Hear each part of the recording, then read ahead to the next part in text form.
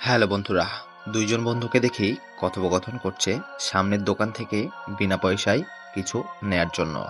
দেখতে পাই তারা ২ জন দোকানের ভেতরে প্রবেশ করে। হাতের মুঠোফোনটা একটি বক্সের উপরে রেখে দেয়।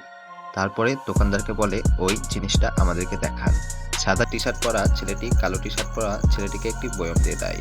তারপরে আবারও বলে, "এটা না ওইটা দেখান।" তারপরে দেখতে পাই আবারও আরেকটি বয়ম দিয়ে দেয় কালো পরা ছেলেটিকে। তারপরে আবারও সেই একই পদ্ধতিতে আরেকটা বয়ম নিয়ে নেয়। দিয়ে বলে, "আপনার দোকান থেকে আমার এই জিনিসটা লাগবে না।" তারপরে দোকানদার বলে, "ভাই আপনাদের ফোনটা থেকে গেছে।" তারপরে সাদা টি-শার্ট পরা ছেলেটি কালো টি-শার্ট পরা ছেলেটিকে বলে, ৳১০,০০০ ফোন কি রেখে দেব? না এই বয়ম যদি নিয়ে আবার ঘুরি তাহলে মায়ের অনিবার্য। দিয়ে তারা কথোপকথন করতে করতে তারা সেখান থেকে কেটে পড়ার চিন্তা করে। তারপরে তারা ২ জন মিলে দৌড়িয়ে পালানোর চেষ্টা করলে দোকানদার পিছন দিক থেকে ডাক দেয়।